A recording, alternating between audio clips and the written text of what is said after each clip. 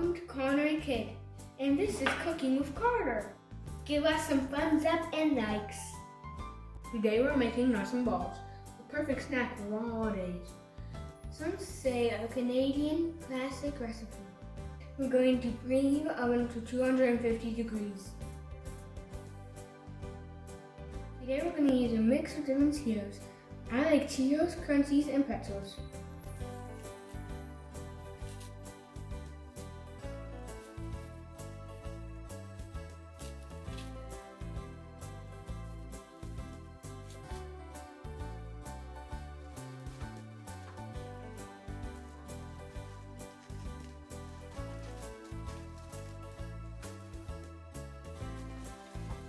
Using my muscles.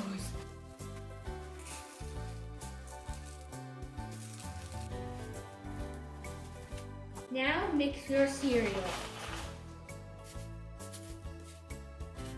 Why it's called nuts and balls is because the pretzel is the balls and the Cheerios are the nuts. Next step, we're going to open all our butters and put them into a microwave safe bowl.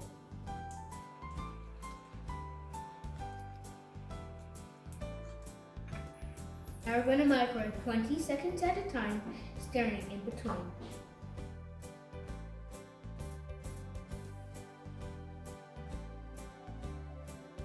When butter is melted, we're going to add our spices and seasoning. We're going to add 3 tablespoons of Worcestershire sauce. 1 teaspoon celery salt. Next, 2 teaspoons garlic powder. 2 teaspoons garlic salt.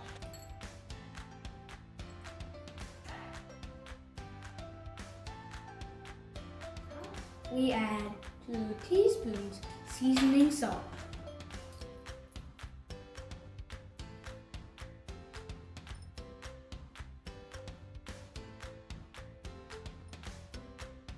Next, 2 teaspoons of onion powder.